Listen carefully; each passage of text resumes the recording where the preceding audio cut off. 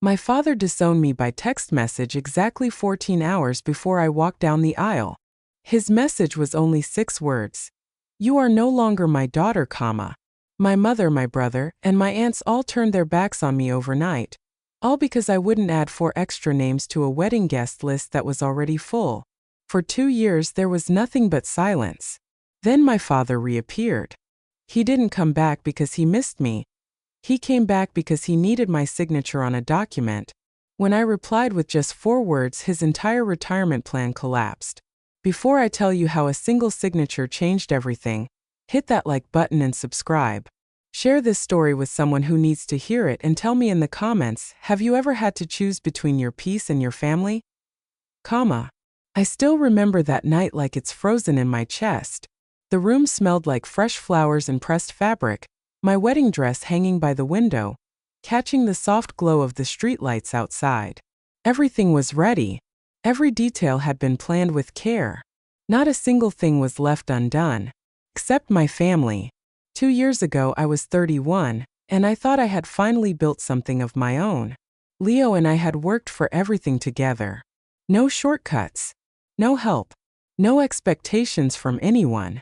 Just us saving slowly, sacrificing things we wanted, choosing a smaller wedding so we could afford a better future. 60 guests. That was our number. Not because we didn't have more people in our lives, but because we wanted something intimate. Something real. Every person on that list mattered to us. Every seat had a story behind it. But my father didn't see it that way. 3 weeks before the wedding, my phone rang. His name flashed on the screen, and for a moment I hesitated. Our relationship had always been complicated. He wasn't a bad man in the traditional sense. He provided. He showed up when it mattered to him. But love from him always came with conditions. Invisible ones. The kind you only realize when you break them. I answered anyway. His voice was calm, almost casual. He didn't ask how I was. He didn't ask about the wedding plans. He went straight to it. You need to add 4 more people to your guest list, he said. No explanation. No softness. Just a demand. I asked who. He told me the names of his new wife's children. For people I had barely spoken to in the last 10 years. People who never tried to know me. People who didn't even call me when I got engaged. I tried to keep my voice steady. I told him the truth. The venue was already full. We had signed contracts. Paid deposits. Every chair was accounted for. If I added 4 more people, I would have to remove 4 others. And who do you expect me to cut? I asked. He didn't answer directly. He didn't need to. The silence on the other end said everything. I could feel it rising in my chest. That familiar pressure. The one that always came when I had to choose between keeping peace or standing up for myself. I'm not removing anyone, I said quietly. I'm sorry, but I can't do that. There was a pause. A long one. Then his voice changed. Then I guess I won't be there, he said. Just like that. No emotion. No hesitation. An ultimatum, clean and sharp.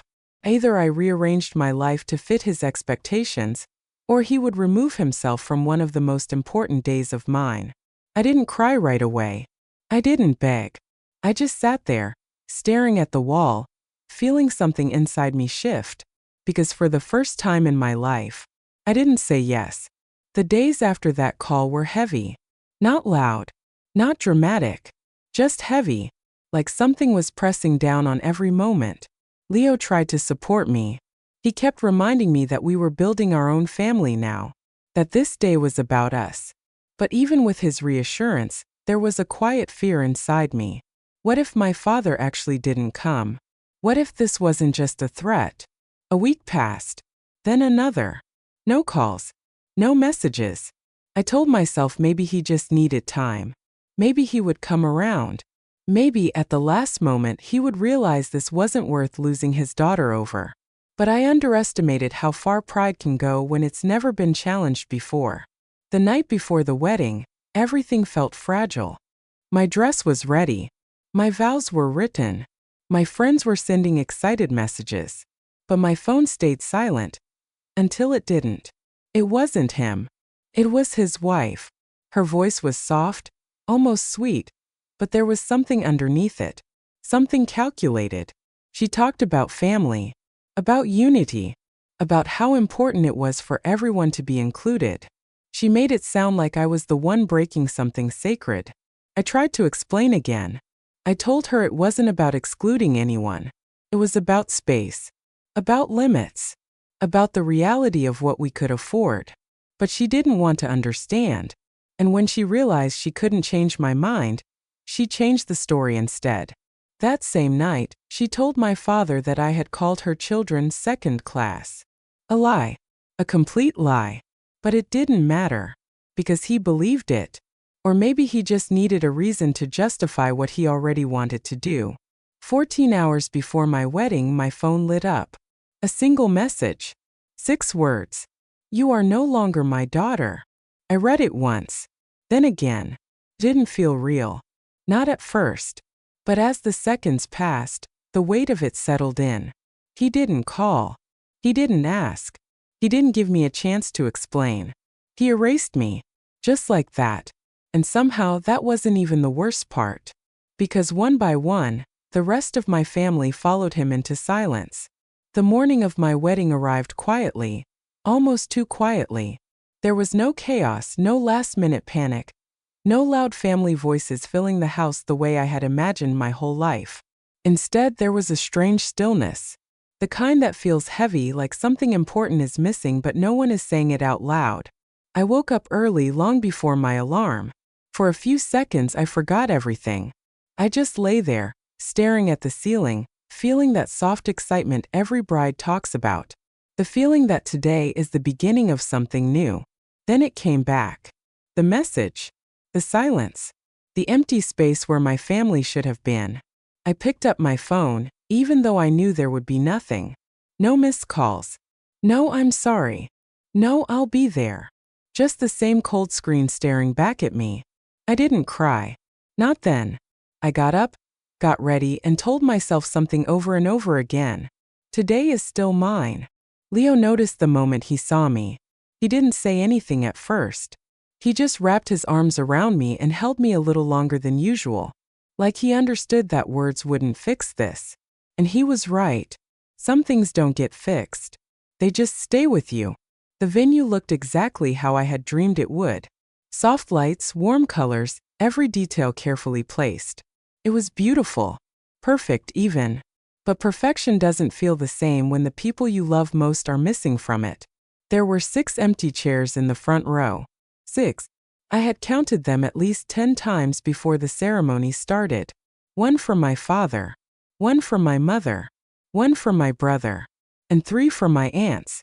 Each chair felt louder than the music playing in the background. People tried not to look at them. But I saw it. The quick glances. The quiet whispers. The confusion. Where's her family? I could almost hear the question hanging in the air. My mother didn't come because my father paid for her health insurance. My brother didn't come because my father helped him with his truck payments. My aunts didn't come because, well, in our family, loyalty wasn't about truth. It was about staying on the side of the loudest person. And my father, he stayed away because I said one word he wasn't used to hearing. No. When it was time to walk down the aisle, everything slowed down. The music started. Everyone stood. And for a second I froze. This was the moment every little girl imagines. Walking beside her father. Feeling safe. Feeling chosen. But my father wasn't there. Instead, Leo's father stepped forward. He didn't try to replace anything. He didn't pretend. He just looked at me gently and said, "If you'll let me, I'd be honored." And in that moment, something inside me softened. I nodded. As we walked down the aisle, I kept my eyes forward. I didn't look at the empty chairs again. I couldn't. If I did, I knew I might break. So I focused on Leo, standing there waiting for me, smiling like none of this mattered. Like I was still whole. Like I was still enough. And maybe for the first time that day, I believed it. The ceremony was simple, honest, filled with quiet love instead of loud expectations. When we said our vows, my voice shook at first. But then it steadied. Because unlike everything else in my life at that moment, this was real. This was certain. We chose each other. No conditions. No ultimatums. No hidden expectations. Just choice. After the ceremony, people came up to me with kind words. Some of them tried to avoid the topic completely. Others gently asked if everything was okay. I smiled. I thanked them. I kept moving, because explaining it out loud would make it real in a way I wasn't ready for yet. The reception was warm. There was laughter, music, dancing. For moments at a time, I almost forgot what had happened. Almost. But every now and then, I would catch myself looking toward the entrance. Just in case. Just in case he changed his mind. Just in case he walked in and said, "I'm sorry." But he never did. And by the end of the night, I stopped looking. Because hope, when it goes unanswered long enough, starts to hurt more than silence. That night, after everyone left and the lights dimmed, Leo and I sat alone for a while, still in our wedding clothes, still holding on to a day that felt both beautiful and broken at the same time. "I'm sorry," I whispered. I don't even know why I said it. Maybe because I felt like something had been taken from the day he deserved to. He shook his head immediately. "Don't be," he said. "You didn't lose anything today." I looked at him confused. He took my hand and said something I will never forget. "You didn't lose a family. You saw the truth about one." That sentence stayed with me, because it changed something. It didn't erase the pain. It didn't make the empty chairs disappear. But it gave the pain a shape, a meaning. For the first time, I started to understand that love isn't proven in easy moments. It's proven when things get difficult. And people choose to stay anyway. And mine didn't. The days after the wedding were even quieter than before. No messages. No calls. Not even anger. Just nothing. Birthdays came and went. Holidays passed like normal days. I saw photos online of family gatherings I wasn't part of anymore. Smiles. Celebrations. Moments that used to include me now didn't. First, I kept checking. Then I stopped. Because every time I looked, it felt like I was reopening something that was trying to close. Leo and I focused on building our life. We moved into a small house. Nothing fancy, but it was ours. Every corner of it held something we chose together. Every wall felt safe. Slowly, the silence from my family became normal. Not less painful. Just familiar. And in that silence, I started to change. I stopped waiting for apologies that would never come. I stopped replaying that night in my head, trying to find a different outcome. Because the truth was simple, even if it was hard to accept. They made their choice. And for the first time in my life, I didn't chase after them to change it. Time has a quiet way of moving forward. Even when parts of your life feel frozen. Weeks turned into months, and months slowly became 2 years. 2 full years without a single real conversation with my father. First, I thought the silence would break. I thought maybe on my birthday or on a holiday, or during some random quiet evening, my phone would light up with his name. I imagined him saying, "I was wrong." I imagined hearing anything that sounded like love without conditions. But that moment never came. Instead, something else happened. I stopped expecting it. And that was harder than I thought it would be. Because letting go of hope doesn't feel like freedom at first. It feels like loss. But life didn't stop. Leo and I built something steady together. Not perfect, but real. We filled our home with small routines, morning coffee at the same time, quiet dinners after long days, laughter over things that didn't matter but somehow meant everything. And then one day, everything changed again. I found out I was pregnant. I remember sitting on the edge of the bed, holding that test in my hands, my heart racing so fast it felt like it might burst. I called Leo into the room, and when he saw my face, he already knew something was different. When I told him, he didn't speak right away. He just smiled. The kind of smile that fills a room without making a sound. For the first time in a long time, I felt something pure. Something untouched by everything that had happened before. As my pregnancy went on, I found myself thinking about my own childhood more than I expected. The good moments. The confusing ones. The ones that didn't make sense until now. I thought about my father often, but not in the same way. Not with anger. Not even with sadness all the time. More like distance. Like remembering a place you used to live in but no longer belong to.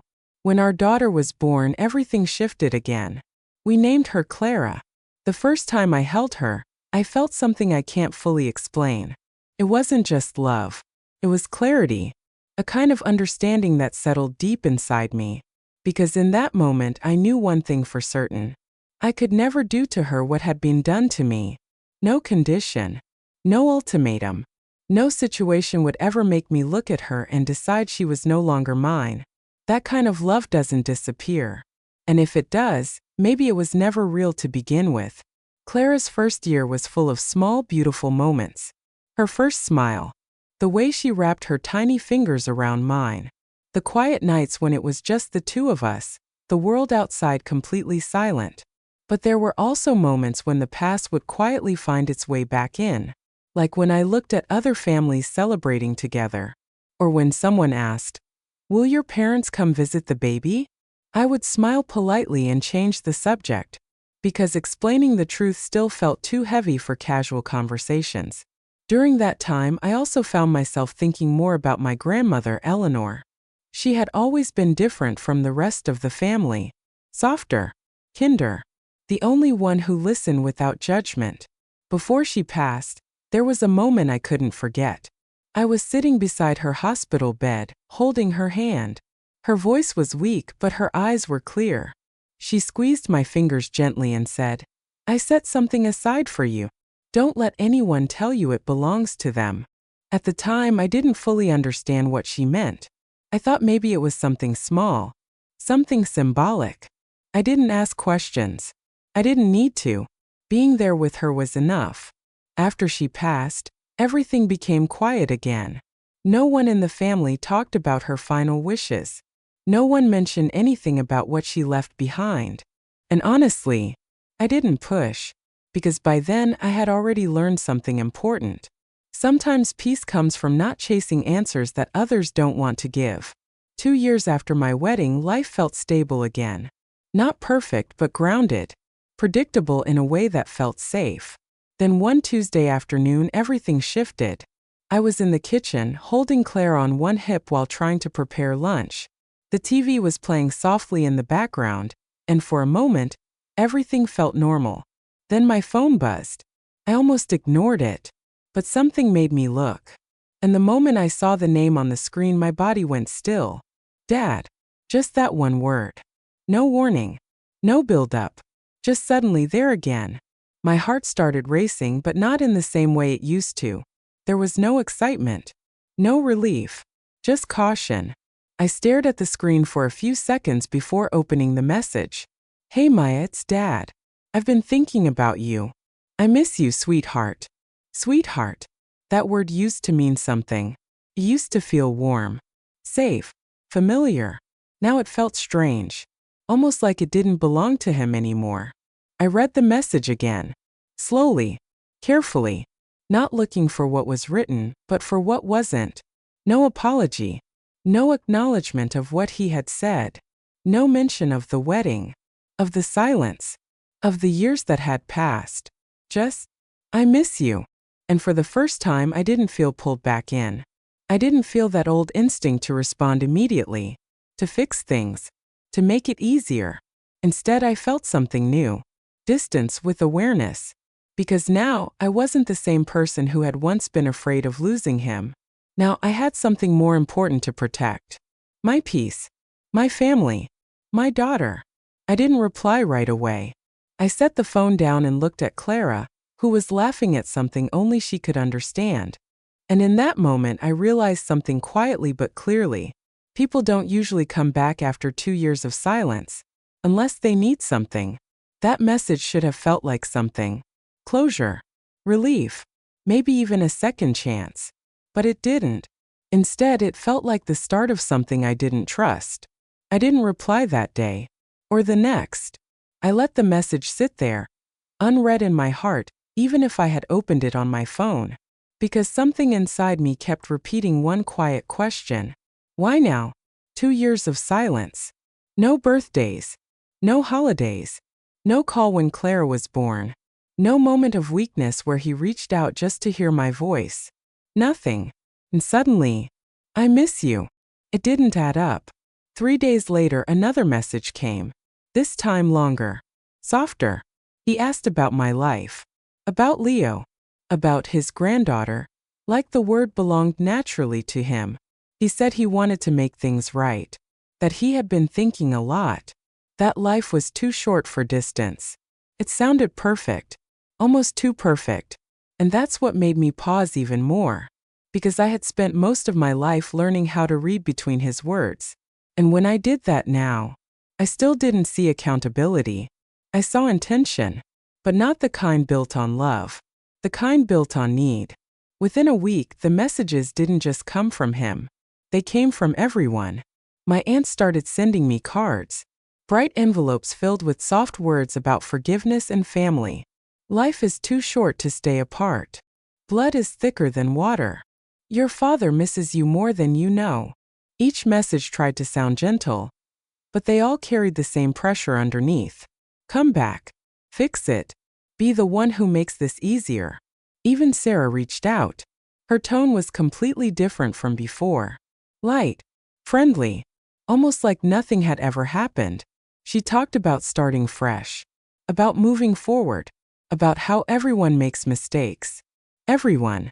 Not him. Not her. Everyone. Which meant me too. It was subtle, but I saw it clearly. The blame hadn't disappeared. It had just been softened into something easier to accept. But I didn't respond right away. I watched. I waited. 'Cause now I wasn't reacting. I was observing.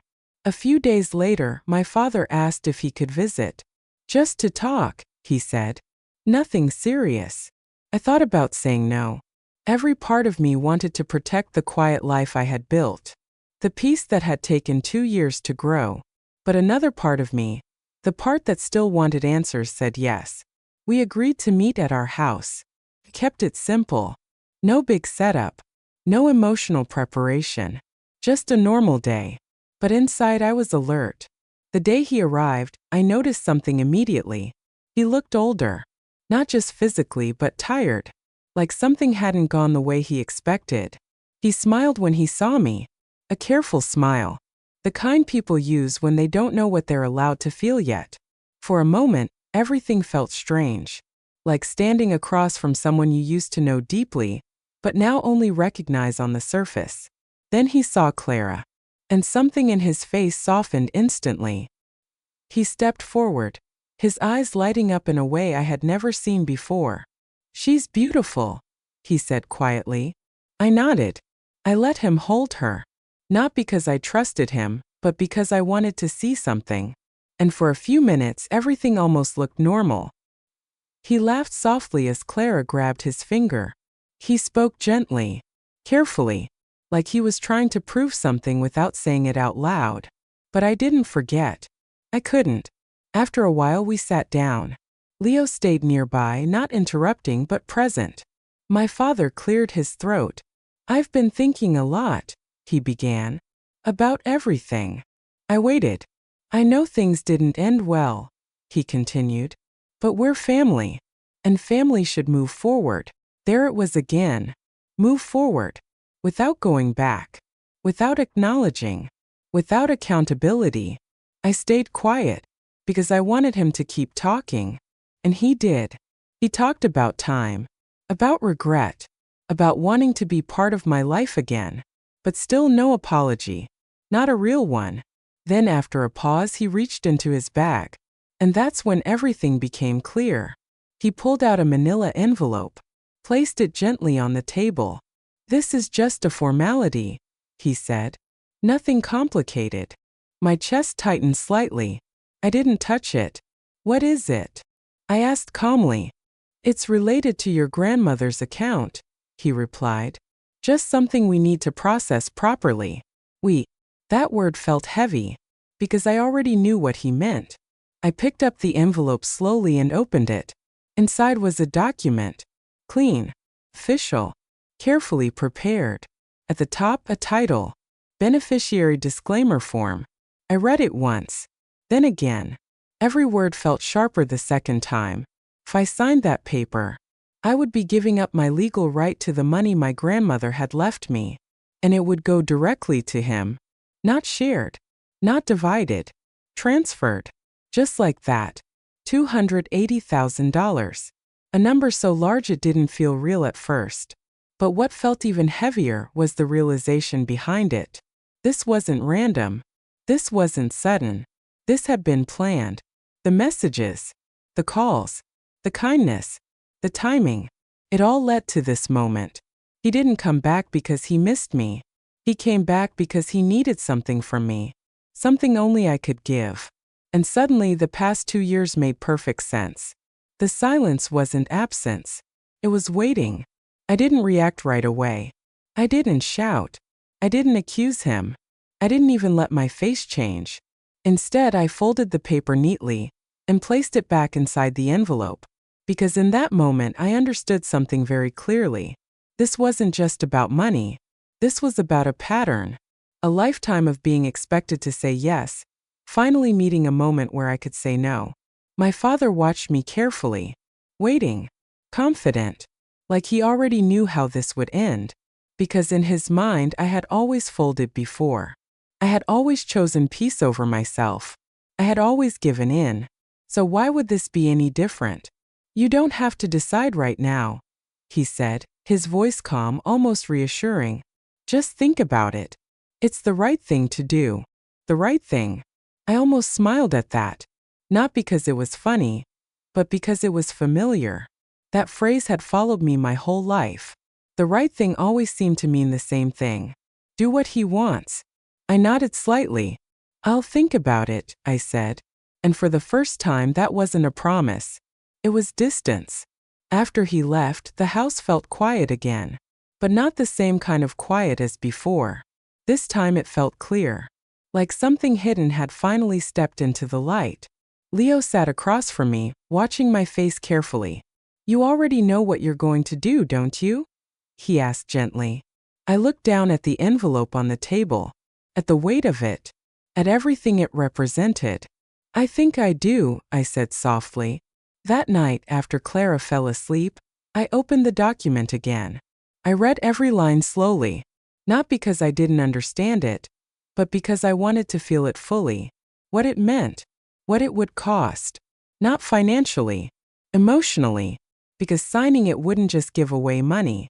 It would send a message that everything that happened was acceptable, that he could erase me, return when he needed something, and still get what he wanted.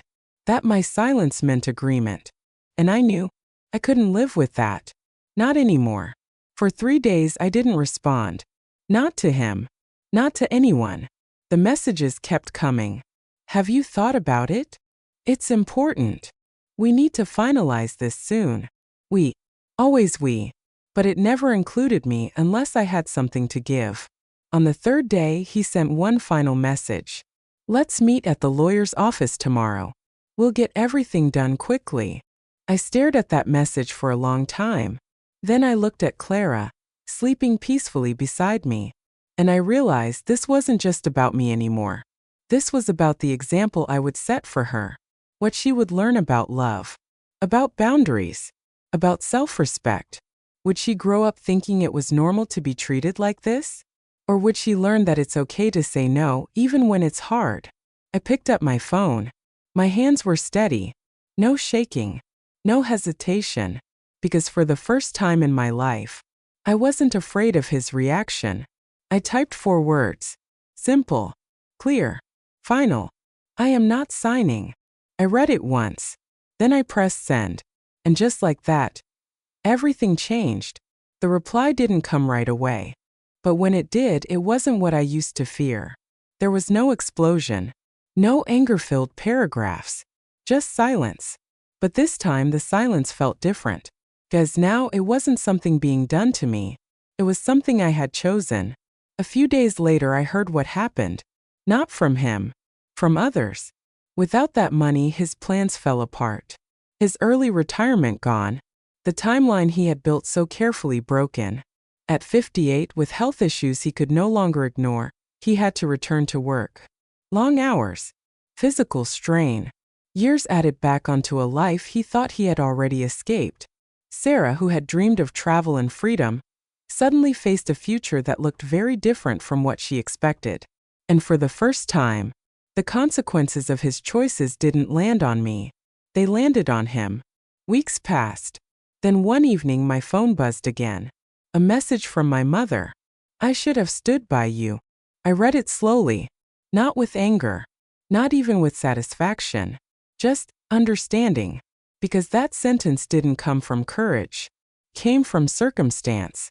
By then my father could no longer afford her insurance. And suddenly her silence had a cost. An apology that only comes when being wrong becomes expensive isn't really an apology, it's regret. I didn't reply, not because I wanted to punish her, but because some realizations come too late to change anything. I don't hate my father. I don't wake up angry. I don't replay the past over and over anymore. But I also don't make space for him in my life, because I finally understand something I wish I had learned sooner. When someone only reaches out when they need something, that's not love. That's a transaction, an invoice. And I am no longer paying for relationships that only exist when I have something to give. My grandmother knew that. She saw it long before I did. That's why she made the choice she did. Not to create conflict, but to give me freedom. The freedom to stand on my own. The freedom to say no without fear. Today, that money is not sitting untouched. It has a purpose. It's my daughter's future, her education, her opportunities, her safety, because I will never let her grow up feeling like love has to be earned by sacrifice, or that her value depends on what she gives up for others. And if there's one thing I want you to take from my story, it's this. No is not cruel. No is not selfish. No is not something you need to explain over and over until people accept it. No is a complete sentence. And sometimes, it's the most powerful one you will ever say. If this story touched your heart, don't forget to like, subscribe, and share it with someone who needs the strength to say no. And tell me in the comments, have you ever had to choose between your peace and your family?